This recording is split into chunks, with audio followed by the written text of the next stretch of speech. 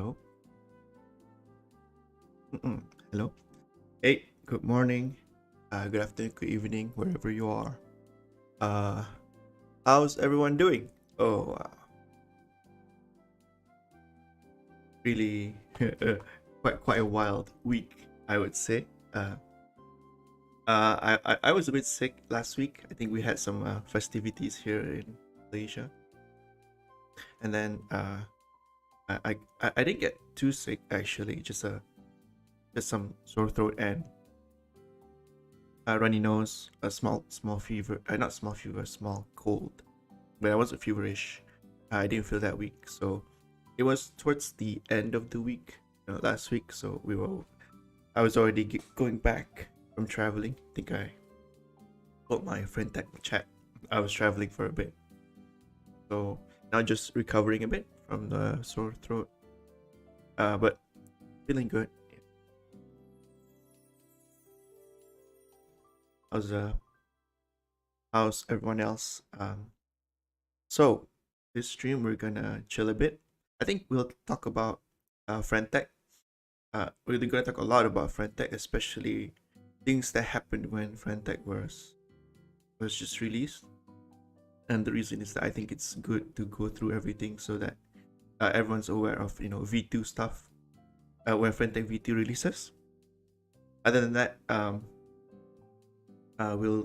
I collected a few stuff from a few information about FredTech version 2. So my main concern is that my points can be converted to crypto, which I think it's going like that. My overarching prediction or thought is that everyone's going to be disappointed. I think I don't think everyone knows that there's some talks about the points not being directly convertible. I will talk about that in a bit. And I think a lot of people are going to be either disappointed if the features that are provided are not, I don't know, does not allow, huge pumps or huge profits on their side. We'll talk a bit about that also. There's a few features that I think are quite interesting when you read about it. And yeah. First of all, holy crap, what happened to Dubai though? Let's take a look at some Dubai stuff. I was checking back. I think I have one thread on some videos about that. However, it's not illegal to post store pictures. What? Can I even cover that? Whatever. I'm in the land of the free. I'm in Malaysia, baby. Okay. So very let's see, do we have any? Can we react to this?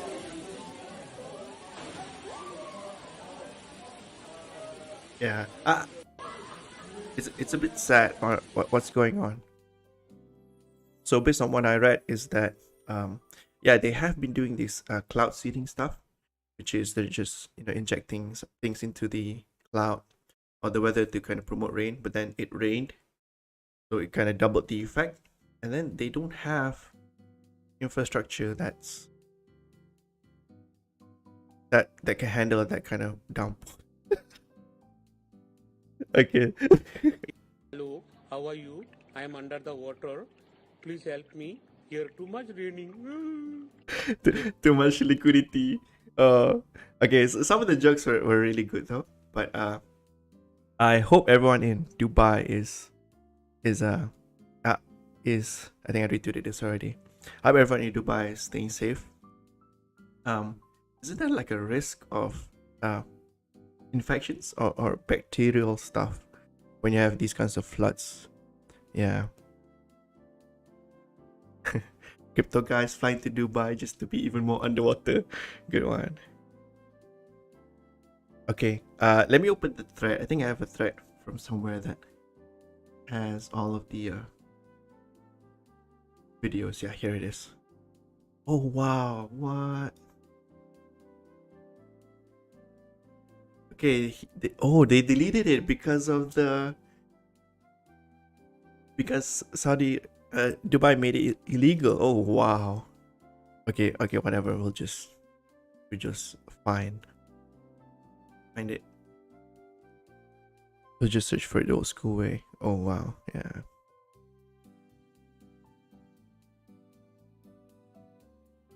Absolutely draining. I think there was some people who were stuck at airports for quite some time. Had a hard time coming in. Some of them had their hotel rooms were flooded. Okay. Yeah. Oh wow, look at that. Holy. No coming today. Me, water too much, road. Water too much. Water. Okay. Yes. Oh, this is like Water too. some kind of public transport. Yeah. Monorail. Monorail. What's it called? Monorail, subway. Yeah, we call them LRT here. I can't remember what that stands for, but yeah, okay. Oh, this one's so spooky. What the hell? Like, yeah, there was one thread talking about they had to land in water, and then wait, that was the fake thread, I think. Whatever. But yeah, this is kind of spooky actually. Could you even land and take off with water?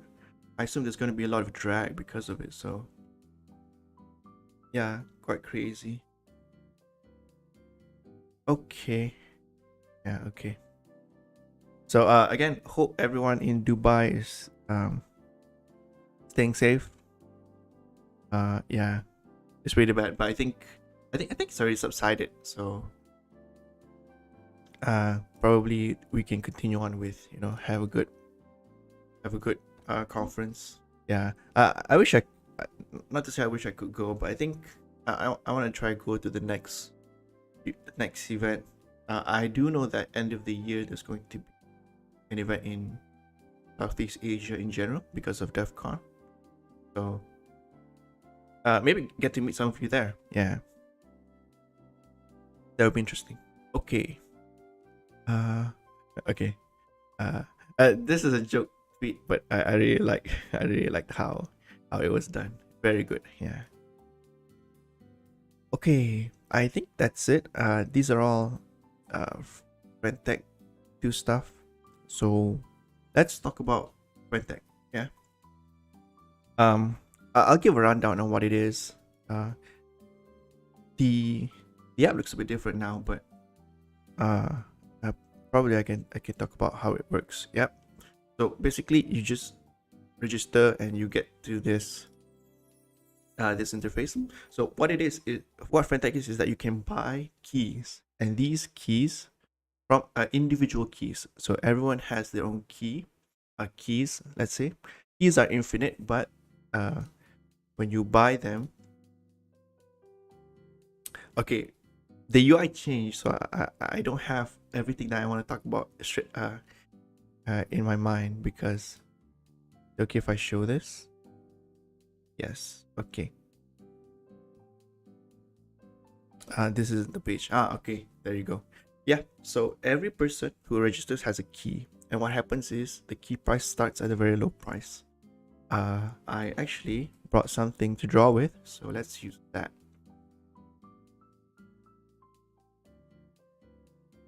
Let's see.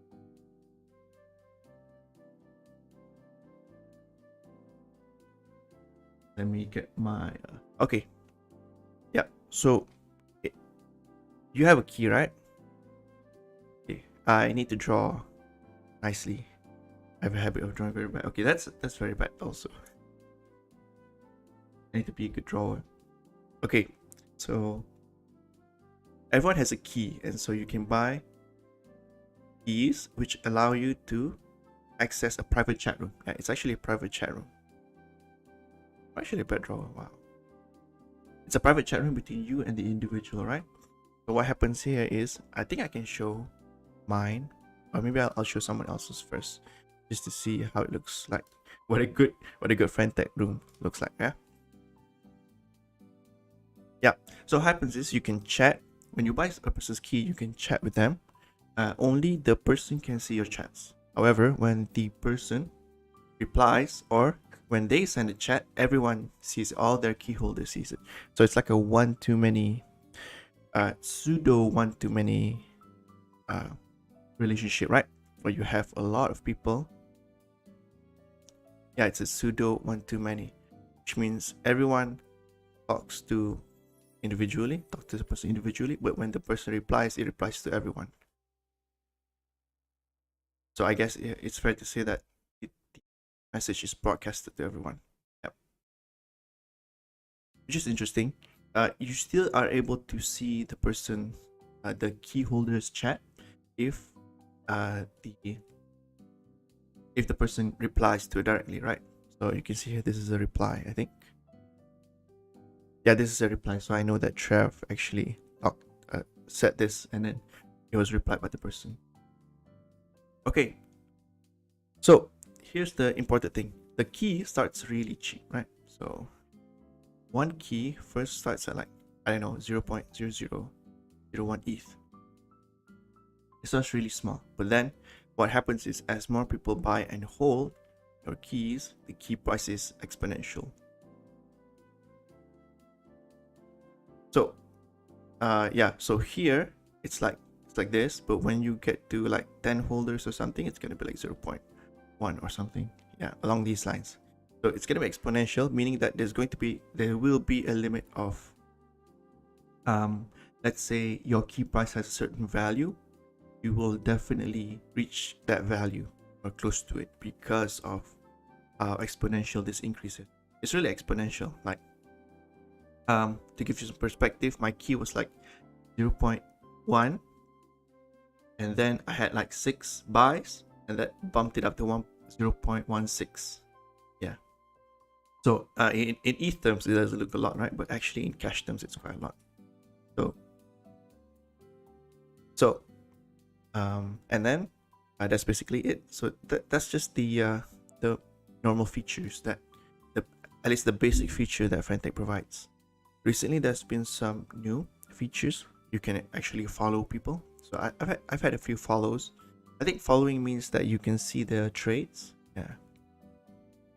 You can see the person's trades. I think you can follow them. You can follow their trades. That's interesting. There used to be like a place for you to see who are the top key holders or at least the top people with the highest key price, Fentech, but it's not here anymore. So they changed it to this like a table where you can see who bought and sold what keys. Okay, there was an airdrop. Not to say airdrop, it's a points actually. It's a point system, and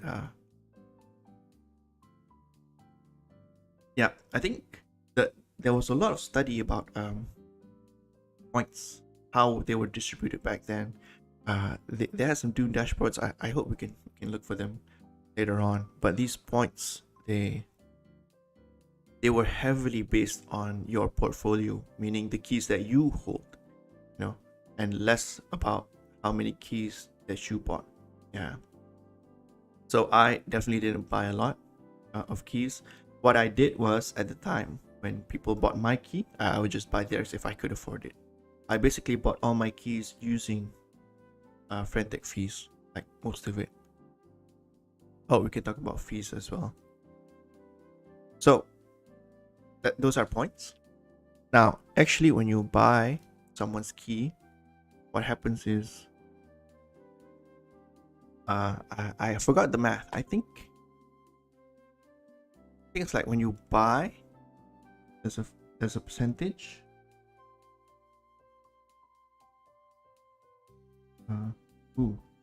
When you buy, there's a percentage tax, and then when you sell, there's a percentage tax. I think it goes to you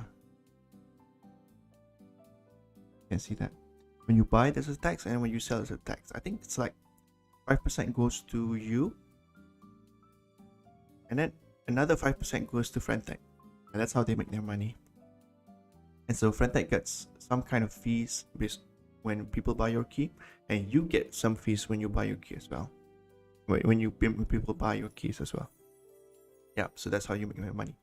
There's another thing where you can actually buy your own keys. Yeah, you can let's say you can invest in yourself. Let's say, yeah, you can buy your keys. Maybe you can buy your keys here to reward your key holders. Yeah, mean, whoever wants to sell anyway. Right now I have 3 of my own keys. Let's see. I think we go to here and holders. Yeah, I have 46 holders. So, but I think 46 is the unique holders, but some holders and me as well, I have 3 of my own keys. I don't think I'll sell my keys. I just bought it at the start. Like, yeah, I just buy my own keys because it was cheap, right? At the start, when you have like 1, 2 or 3 holders, it's very cheap. So that's why you buy them. Okay. So that's basically how Friendtech works. Yeah. So it's just a private chat room where you can buy keys of individuals that you want to follow. Now, so I used vanilla Friendtech, meaning that just this everything here, and there are some derivatives of Friendtech. Hi Rainbow, thanks for coming in. There are some derivatives of Friendtech. There were a few actually. I think, for example, you can build on top of Friendtech, right? This is a decentralized app. So at the time, there were like, for example, there was an app that was fractionalizing keys. I think. Yeah, very interesting. So meaning that, you know, whatever key price was there, I think they divided it by some number. So let's say you divide it by 10. So now 10 people can hold 1 key. And then what happens is everything that gets posted in the Friendtech chat gets distributed to all the 10 people as well. Yeah. Some keys actually were slowly doing this. So what they did was that, okay, if you buy my key, I will distribute all the info from my keys. Yeah. And I remember there were like Discord groups of, you know, with many channels, and all these channels were just copy pasting whatever the keys that they hold. And this means that people could buy their keys.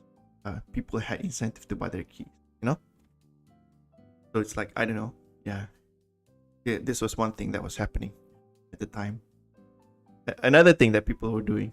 This one's a bit, I won't say it's scummy, but they're going to have a bad, or not to say a bad, but a difficult time executing. So what did this person do? I guess person or persons, right? What they did was that they said that if you buy my key, I'll give you a portion of my points. How do I draw points? I'll just draw airdrop crate. If you buy my key, you get a percentage of my points. And they were actually doing a lot of study on how much points they received, and then yeah, this is basically what they promised. If you buy my key, you get a portion of my points. Some kind of distribution that they made. And so I don't know how, or the big question is, how are they going to execute now, right? Because now it's going to be pretty hard to it's going to depend on how the points are used, and right now it's not clear how the points will be used. So yeah, what other stuff were they doing? You know, if any of you remember, you can write in the chat. There were actually very dedicated trading apps, you know, websites where you can actually, so you can see from the Friendtech UI, there's no like chart to show the historical price of the keys, but there were some websites that were, or apps that could show that, you know. So you're basically like trading. You're basically trading using the chart or something like that. That one's interesting. I don't know how they're doing right now. Yeah, because I think Friendtech died down quite a lot. Or maybe not two yet. I think there's one more stuff some people were doing. What was it? I think that's it. There were some apps which allowed you to have, like, it gave you one button and it was just sell. And what it does is it liquidates all your keys that you hold. Yeah. I remember this one. Very interesting. Okay. Okay. Another one. 3-3. I don't know if you're familiar with 3-3. When I started crypto, I think it was after all the 3-3 stuff. So I didn't know. I had to learn it like midway. Yeah. So if you don't know 3-3, basically, this is a game. I wonder if I can explain it well. This is a game theory stuff. So game theory meaning what is the best strategy given a situation in the game, right? And so what you would do is you would plot out like, okay, this is player A, player B. This is strategy 1. This is strategy 2, right? And based on, if A did strategy 1 and B did strategy 1, what is the outcome, right? So wait, is this even the right way to show it? I think things like this actually. Let me just open a new one. This point is a bit bigger, so we can talk about it more. So yeah, 3-3. It's just game theory. So let's say you have 4 situations where A has strategy 1 and strategy 2, and then B has strategy 1 and strategy 2, right? And so what is the outcome for each strategy, right? So you can say, well, if A did that and B did that, then A gets 1, B gets 1. Let's say it's even. And in some cases, A loses. That's negative, right? In other cases, B loses. Yeah. It can be negative. And then in some cases, both win. Yeah. So that's why it's called 3-3. So 3-3 is just a situation where everyone wins. What happened was there was a shitcoin called Ohm. I hope I got this right. If I don't get it right, you can type it in the chat. Yeah, where the best case scenario is everyone holds the token. Because if everyone holds and stakes, I think so. Everyone holds the token and locks it somewhere, whereby the mechanism is that the current tokens will decrease, which means supply decreases, which means price increases, and then they get some rewards on top of that. Oops. They get some rewards on top of that, and so it was really, really favorable if everyone held, but if people started selling, it was going to be a negative 3-3. Yeah, that's the basis of Ohm, from what I understand. And so, what was 3-3 on Friendtech? So it's very simple. The thing is that it's basically just 2 people who said, if you buy my key, I'll buy your key. And that's 3-3, right? So again, same principles apply. I was doing 3-3, right? To the extent that I could have done it back then. Basically, I didn't put money into Friendtech. Yeah, I just bought using fees. And it's good that a lot of my friends, or let's say people I know, didn't have a lot of holders, so I could buy their keys, and just I guess share the 3-3 spirit. Yeah. Okay. So there's actually this one scam. I would say it's a scam. It's a trick, I guess. Very interesting trick. I think someone started doing it, and then someone had to expose them. So what happened was, well, when you first join Friendtech, right, your key price is gonna be super low. And so what happens is some people, they go and buy their own keys. Right? Let's say they buy 30 of their own keys right out of the gate. So now their key price is like 0.5, let's say. Then what they say is like, hey, I do 3-3. Why don't let's do this. I sell my key, and then you buy my key. Yep. I sell my key, and then I buy your key, and then you buy my key. So what happens is when this person sells, they're gonna get 0.5. So now they have plus 0.5, right? And then this is gonna go down to like 0.48. And then the other person, the counterparty, will buy 0.48. So now it becomes 0.5 again. Cool. And then this 0.5, right?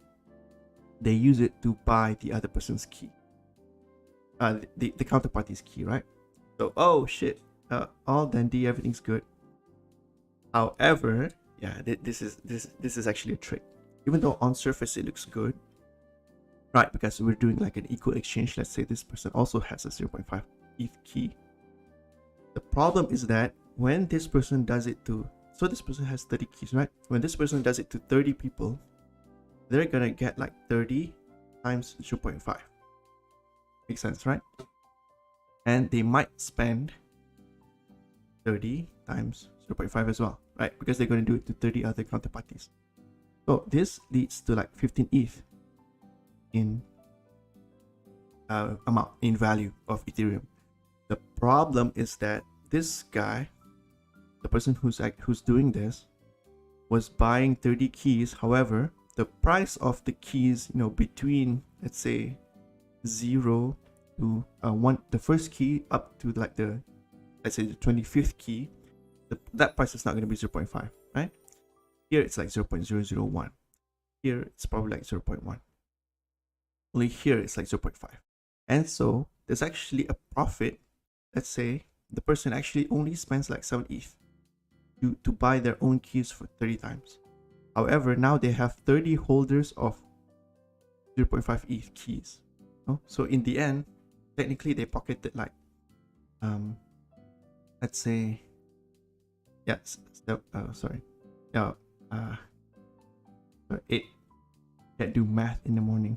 So they profited like 8 indirectly.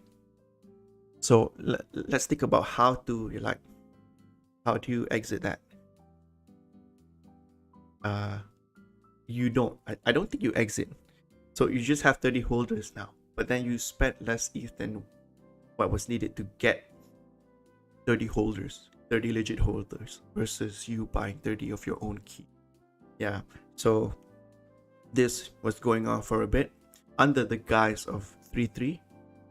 So for V2, I think everyone should take note on this. Yeah, so that you don't get tricked again in the future. Yeah, this is 3-3. So very interesting scam, or I guess deception. is there a difference? I don't know. It's not an outright scam. You're still holding the key, but I guess you're getting fleeced. Okay. So that's Fantech. Can I add another page? Let me try add another page. I should have made this. I should have added a lot of pages. Let's make a new one. Let me make a new one real quick. So yeah, any questions? I think.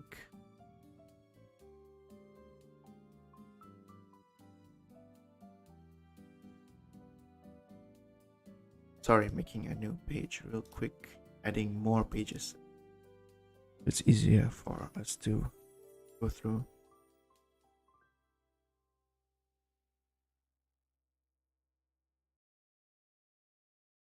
Okay. I think we can talk about some stuff. Okay, we have a question. Let's see. Is there an NFT marketplace for these or is on Fantech app marketplace? Quite good question. I don't think there's a NFT marketplace for Fantech keys. It's quite that's an interesting idea, but I think the issue is on ownership. So the key holder, you as someone who holds someone's key, the key is like your address. So if you wanted to like trade and trade FT keys, you'd have to trade like, I don't know. That's actually quite interesting. So there's two things here. You can actually have addresses that hold a set of keys, and then you can sell. Can you sell? Yeah, I don't know. So here's one idea, right? You can make an app where you bundle all of the transactions of selling and buying keys. Yeah. So let's say I have 5 keys, and of these 5 keys, they cost like a total of 1 ETH. Yeah, and then what I can do is there's going to be an app that basically bundles all of my sell transactions, and then a counterparty's buy transactions together in one transaction. I don't know. This is what crossed my mind when you asked the question. And so what you can do is you can sell, or you can exchange a set of keys by bundling the transaction. Not to say bundle the transaction, but do it all in one transaction.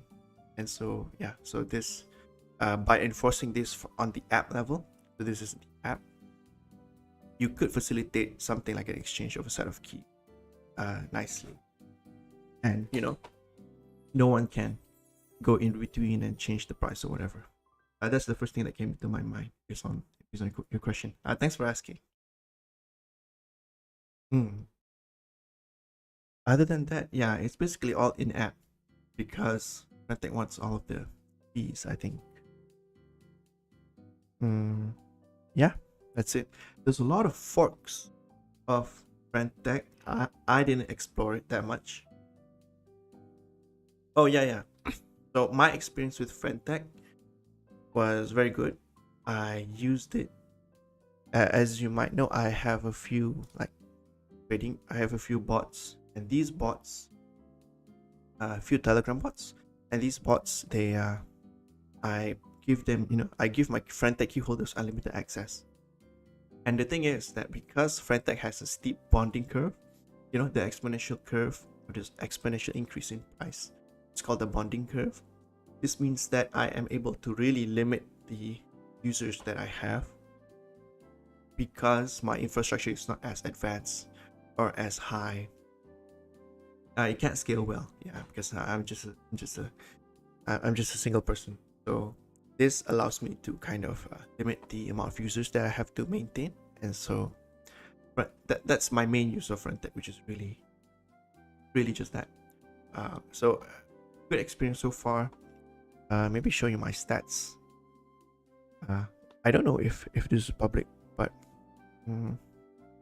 yep, I have 1.7 ETH right now. This is all from I don't know, probably a fraction of this was actually spent, and I earned 1.8 trading fees. I think my key price at the peak was at 0.3. Right now it's 0.16. It was at 0.11 for a long time, but it went up to 0.16 because of this revival of Fnatic. And also I released a new bot that got a bit of attention. But before this, when Fnatic was at the peak, my peak was 0.3. Yeah, 0.3. So okay. So yeah, that's how I use Fnatic, just to limit the amount of users I have. There's a lot of apps or people doing stuff on using Fnatic keys, which is very interesting. Okay, there were a lot of forks also. I didn't use any of the forks. I think the biggest one was on Avalanche Stars Arena, which got hacked. I think a lot of the Fnatic stuff got hacked. Fnatic forks got hacked, if I remember correctly, and there was a lot of drama back then. Very interesting. I think I can talk a bit about on the MEV side, right? There were actually people building bots. I didn't have this ready, but just a quick one. There were people who have bots. Basically, the reason is that because the key price at the start, so what happens is first you buy your own key. You buy one key of yourself. Only then everyone else could buy your key. So if you know that this person has, let's say, Fnatic was linked to Twitter, and if you knew that the person had big following on Twitter, you really wanted to be the first ones to come in and buy, because then of course people are going to buy their keys and then you can sell it for later. So there were MEV bots who were actually sniping new Fnatic users. I guess new Fnatic registers, those who register Fnatic who have a good following. This isn't risk-free. I think a lot of MEV bots lost a lot of money, and there was one particular case where actually base doesn't have a mempool. So if you know, Ethereum has a mempool, right, where pending transactions go into like a pool, and then people can see these transactions, and they're like, okay, this transaction, I know what it does, and so I'm gonna use it to do stuff. Base didn't have this. However, there was a leak. Yeah, there was some kind of someone, I forgot who, had the server configuration or the RPC configuration leaking this mempool, leaking pending transactions, meaning that people could see that they were sniping. They were these MEV bots were sniping in the same block, so you know that they had this information, which they shouldn't have. Okay. Okay, so I think we can go on to the theory crafting stuff. You know, I took a few tweets. I think there was someone who was posting a lot of stuff about Frentech version 2. In particular, this person, it has Racer's key. I think Racer, which is the creator of Frentech, or one of the developers of Frentech, had I guess hinted at, I'm not saying hinted at, but probably just talked a bit about Frentech V2 and what they think about it. Yeah. It was this person. Yeah, John Wang. I should give a follow. Let's see. I think it has been some time since, I think it was last week when people were circulating Frentech V2 stuff. Okay, it's okay. We have a few tweets. Let's say. Yep. So this one's interesting. New price curves. Okay. Working on new price curves on January. Okay. Oh, this is actually quite long time ago. Yeah. So this is interesting. We can write it down. So new price curves. So yeah, the price curve is fixed right now for everyone, and so everyone has the same experience of how much the buys would increase your current key price. And so working on new price curves is fine. Probably the issue is that if you have current key holders, and this has always been my concern, was that if you have current key holders, whatever you do needs to be fair to your current key holders, because they actually spent real money to get your keys. So if there's an alternative way, or the way has changed in terms of the price to get your key, and this is going to be unfair to your current key holder. So this is something that's always on my mind. And so when you transition from the old price curve to a new price curve, you know, is there going to be any issue? Is the key price just going to drop? You know, if you're making something like, okay, you have a new curve now, so it's not as, let's say it's a linear, right? It's going to be different from an exponential curve, and so that the price is going to be increased, but then people who bought here, or people who bought at the peak here, the current key price is going to change by this much, right? Based on this intersection and the peak here. So suddenly the key price is going to drop, and then they're going to be like, hey, what's going on? So that's what I'm thinking of when we talk about new price curves. It does help, you know, to kind of price you based on what you're doing with Frentech. Yeah, you can appropriately price it out using the new price curve. I don't know how do you calculate that. It's probably something like, okay, I can handle like 100 users. So let's do something where, you know, 100 users is, after 100 users, my key price is the maximum at what I think it should be priced at. So that's probably one way to think of when you want to think about how much should I, what's the new price curve I should think about. I don't know if this means how dynamic this is. What I mean by that is it just a straight curve? or can I do something like a step function? Like if enough people buy, it's gonna step up. No, this one's interesting. Okay, let's move on. Yeah, I have Frantech open here, but I don't think they have been tweeting about the V2 features. But this is just standard, I guess. Crypto intern tweets. Yeah.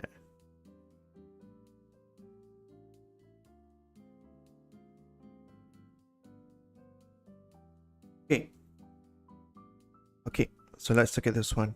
There was an announcement that 10% of airdrop is allocated to V2 liquidity mining program. 90% of points were already distributed. Some users might think this is a sufficient reward. Okay. Racer says... Okay, so Racer disagrees with this. Okay, so this is like thinking about the tokenomics of the points. But again, maybe we'll hit on this a bit later. But I think the points are going to be used as part of another feature. I don't think it's just gonna be like, oh, here's your points. Here's a liquidity pool. Yeah, have at it. I don't think that's gonna work. And based on what happened to W, wormhole, the wormhole token, yeah, it's not looking too good if they do something like that. I don't know if this was in their minds as well. Like based on the W token performance. Very funny though, when the wormhole token started dropping in price, everyone was I guess criticizing wormhole. Well, why don't you have a staking program? Why don't you have this or that? After the price has gone down. Which I guess is fair, but yeah, probably something that fintech developers are thinking about too. Okay, the person. Okay, preview rooms. Preview the person's chat room, right? So the Racer says was actually discussing one related idea. Some of attention is that so some creators really prefer the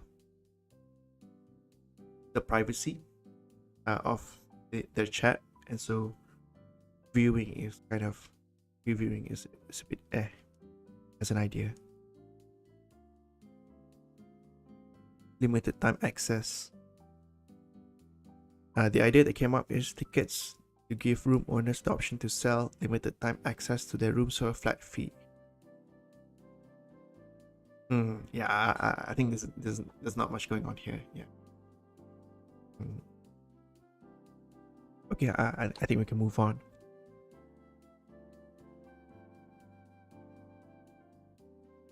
Okay, Luke Martin. Oh, Luke Martin he's been quite. I was following him in 2017, I think, when I first started crypto. He has really been active in Frantech, especially talking about Sybils. So I think in Frantech there's a lot of Sybillers. There's a lot of people Sybbilling the Frantech points. So when you do these kinds of airdrops, when there's a lot of Sybils, everyone's gonna start selling. And no one's gonna hold. I'm not sure if that's what happened with Wormhole. I don't think so.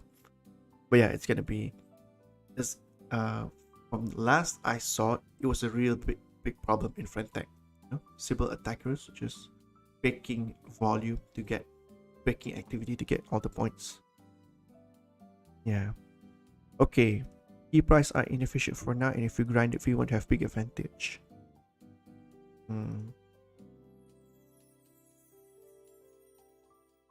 Okay, so Luke Martin, I think Luke Martin was the person who has all of the Dune dashboards. Maybe we can have a look at have a look at them.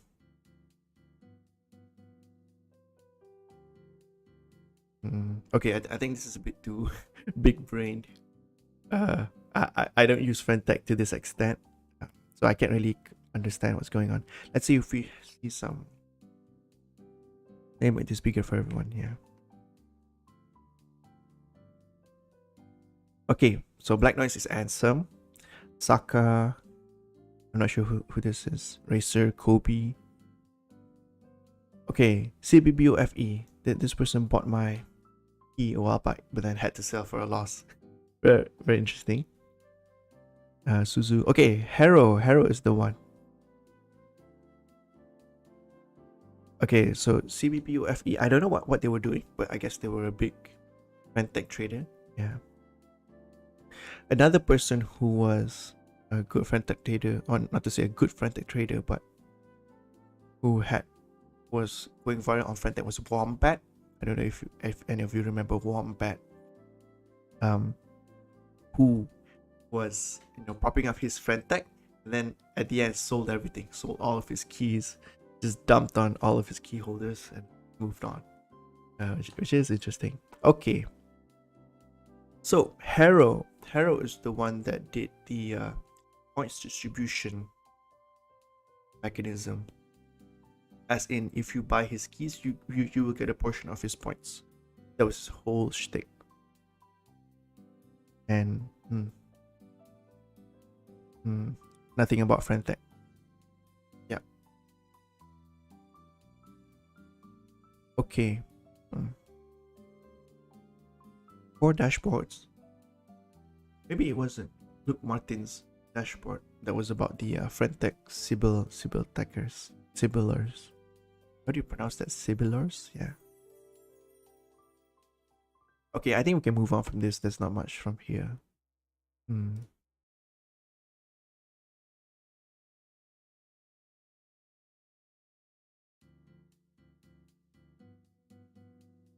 Okay, so this is something that I realized, right? It has been such a long time between Frentech releasing and now, and in the meantime, there was like a few features that wasn't really received well. But I think the majority of the time, majority of the time, they actually spent a lot of their time working on this whole onboarding, making onboarding smooth. So right now, if you want to join Frentech, you need an invite code, which I think there's a lot right now. But yeah, it's like a barrier from joining. It's still active today, but I think for version 2, what's gonna happen is that they will remove that, and by removing that, anyone can join in, and from there you're gonna expect normal people to join in. And so by building all of the on-ramps, making on-ramps easy, up until now, they've been improving this a lot. I think it's gonna reduce the friction from new entrants or people who are very new to crypto or don't even know what crypto is to kind of join into Frentech. So this one I commend them. Yeah. Even though like at the time I was also thinking about why do you need a lot of on-ramp? Just switch your ETH to base and buy. But actually, when you think about it, probably they had the same idea back then, was that we need to improve the on-ramp, the in-app on-ramp experience, and then we can release a V2 open to everyone. You don't need an invite code, and this would help all the new users joining in. So this one's very good. The on-ramps, I don't use them personally. I just bridge my ETH from Ethereum to base.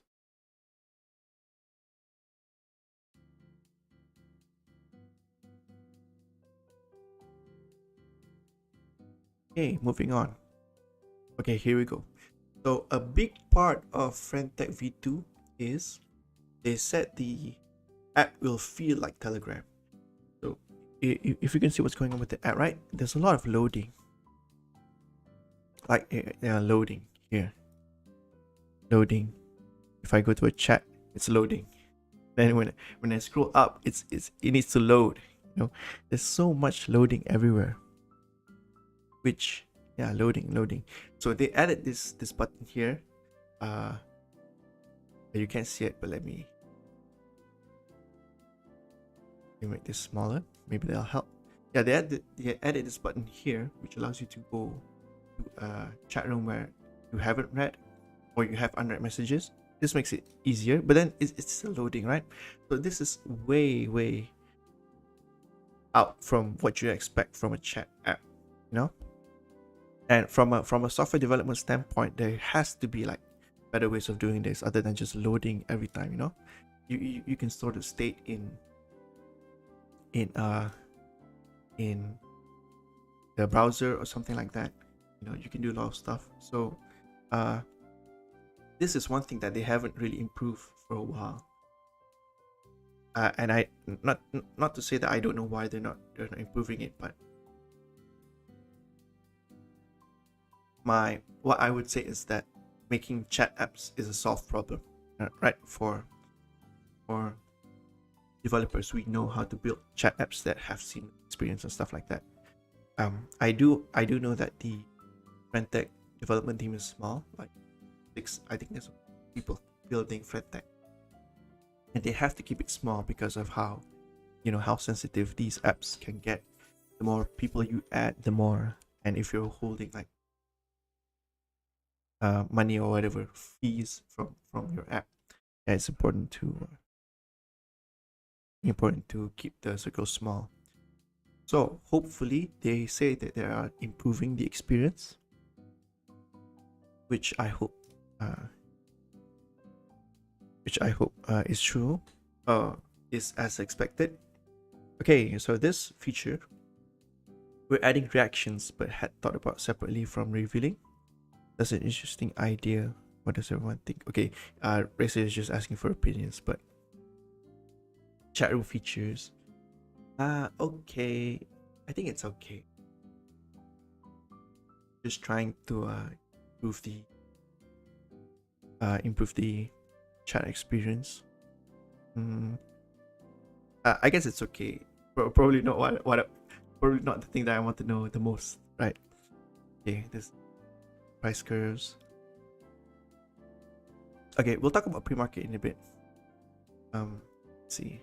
I have just a few more stuff I want to go through. Okay. So, I haven't seen it, but Levi says that people have been passing around a screenshot showing FT will indeed allow creators to drop their own social tokens. I think this is why it's smart to buy keys of people who popped their keys high in the past and have a large to the following. Okay, so this is one of the bigger ones that I saw, was that what you can do is you can launch a social token. And not just that, right? I don't know if this is true, but they want to mimic pump.fun. Okay, have any of you used pump.fun? I kind of dabbled a bit, but let's see if I can open it here.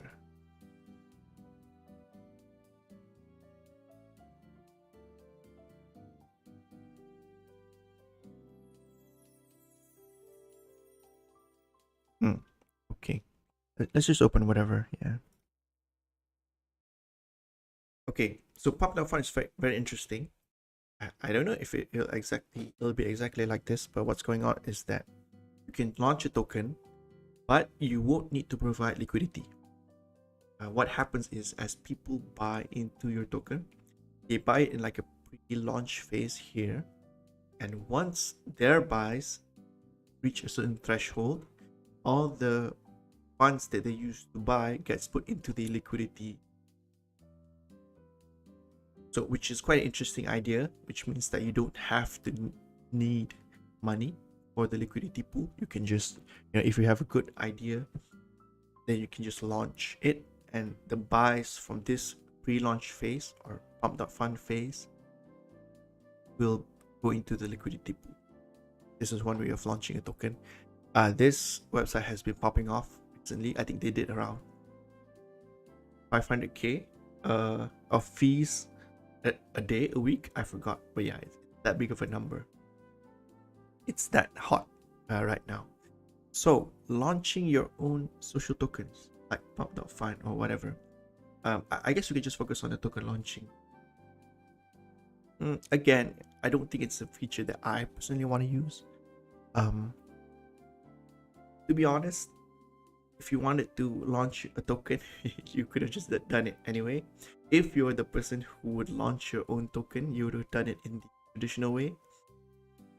You can use something like a Telegram bot that helps you launch tokens that is already well known.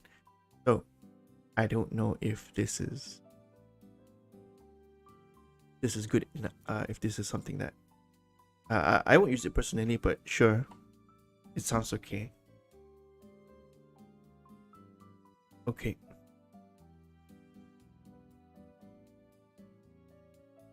Okay, this is just how to play Fentech V2.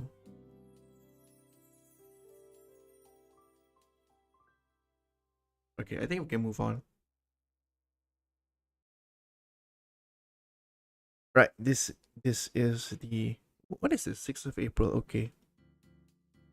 Yeah, some of the top holders or top people on Fentech right now. There were a few that went up and down.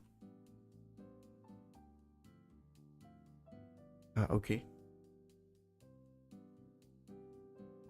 Okay, I heard not first, not even second hand, probably third hand, that it's a direct competitor to Pump.Fund. So take it with a grain of salt, but it may be a place for anyone to launch coins with social features. Yeah, I'm not sure how I feel about that.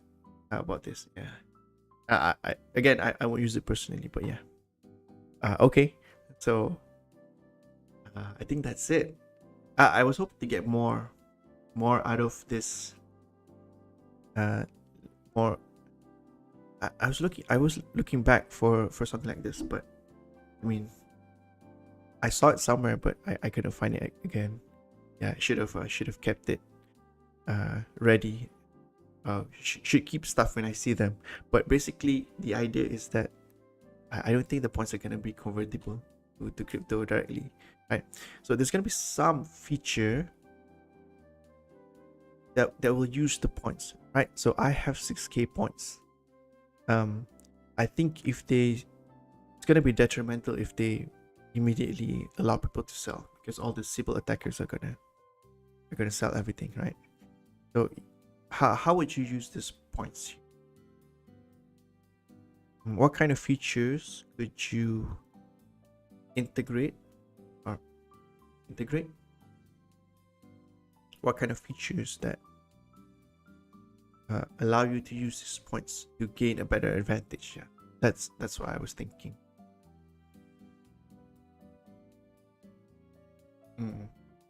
If any of you have any ideas, I don't think I have much, but social tokens. It's gonna be very interesting how they do this.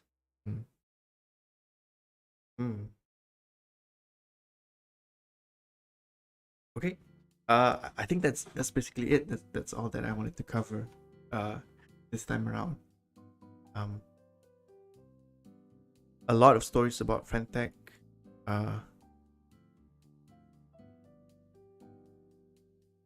We have to keep in mind. Other than that, I will be waiting for the Fentech to drop. I'm actually working on some base stuff, basically just getting all my bots, not all of them, some of them on base. I'm going to continue that today. Hopefully I can release before Fentech V2, but the goal is hopefully I hope that you don't need additional funds to kind of play with the points here. I don't think I have I'm in survival mode right now, so I don't have a lot to kind of play around with. Yeah, especially in Fentech to convert my points. So I guess I'm gonna be waiting for that. Yeah. So working on some stuff on base. That's it. So we went through everything about old Fentech, how it worked. Needed to get 3.3 stuff. That one was a big part of Fentech. Some MEV stuff that it was very hot moment. But I think a lot of people lost money as well doing all the MEV stuff on RedTech. And not much on new features, huh? I think they've done a good job at not revealing what they had in plans. Other than things that they have already released. Let's see, are there any theories? We can just chill around for a while. Probably in another 10 minutes or so.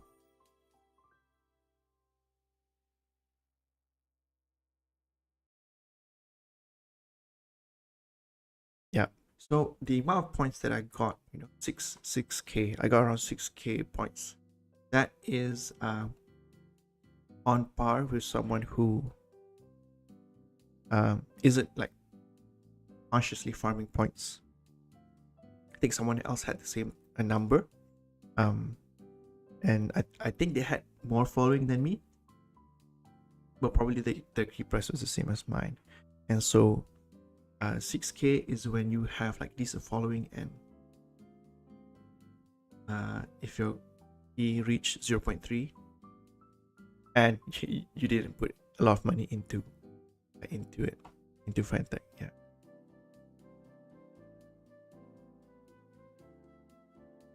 I think FanTech released in the peak of the bear market, was it? And then it kind of revived the space. So with this V2 release, yeah, during this kind of bull market, even though it's kind of consolidating for now, it's gonna be big, depending on how they handle it.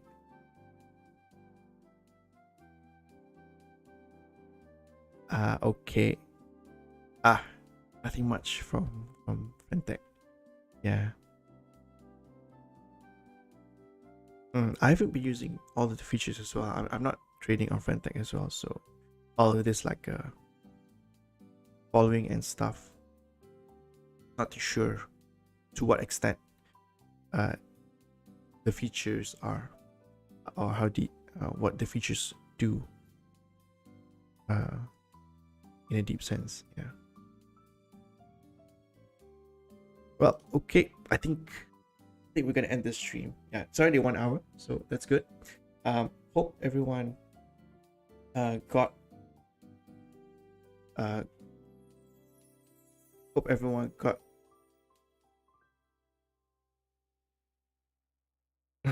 sorry, there was something in my throat. Yeah, hope everyone got what they wanted from the stream. I think we went through a lot of the FanTech stuff, the new features.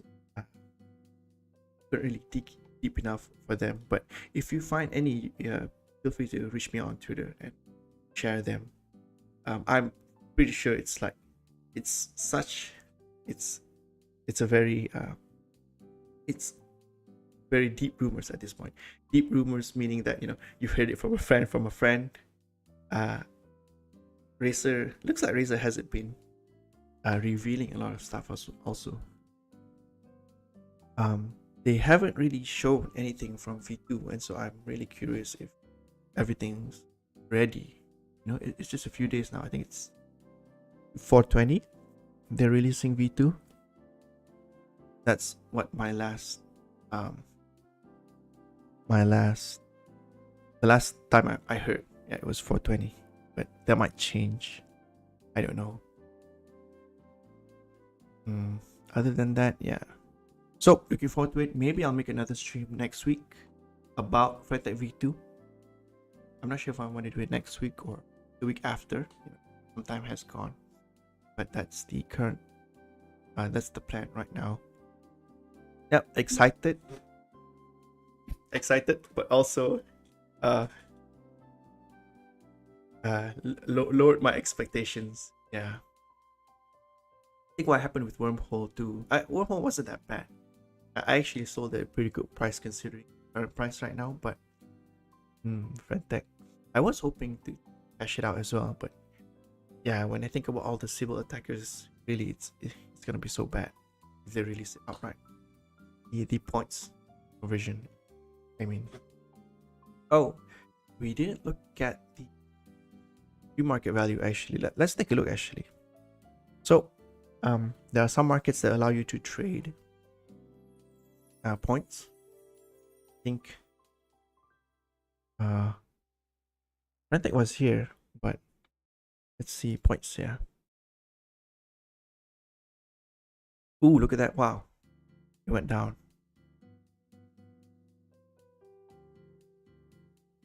Hmm. Wait. Okay, sorry. I thought 1M meant 1 month. It's actually 1 minute, I think. Can I make this bigger? Okay, let's make it bigger. Okay.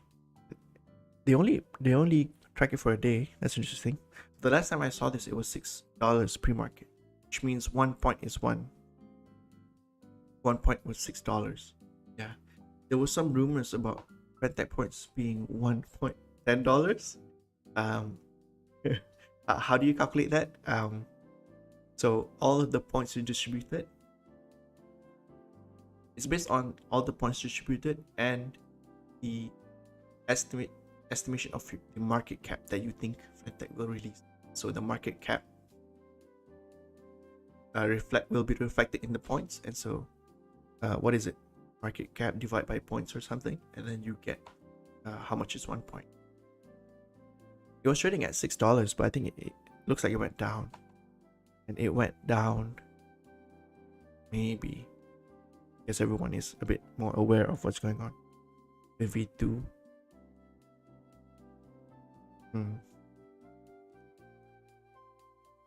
So some people are getting partial fills at 5. Full meaning someone fully bought it. Yeah, I think the 2 ETH for 1.2. These are I actually don't know how to read this. So you can buy and you can sell here. Okay, so these are asks and these are bids. Yeah. Okay. Looks okay. Let's see, 60. Okay, yeah. So there's bids at 4 right now. It used to be 6, and there's asks at 3. I keep forget. I keep confusing between bids and asks. But yeah, okay. Okay, it went down actually. Yeah, so $6 per point. I don't think this is gonna be accurate anytime soon. Yeah, I don't. I'm not sure how do they handle if the points are not convertible, right? If the points are not convertible, then it kind of does not to say it doesn't make sense, but it's a bit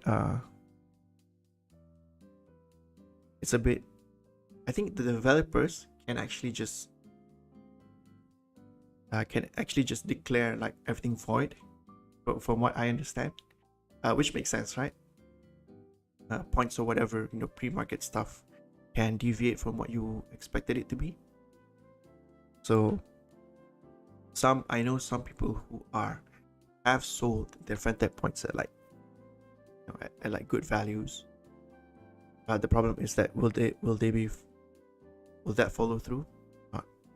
I believe how this works is that when you sell your points, you need to put in some collateral.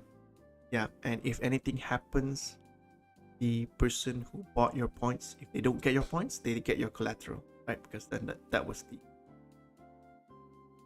if they were to get your points, then they could have sold that for the amount that you posted as collateral.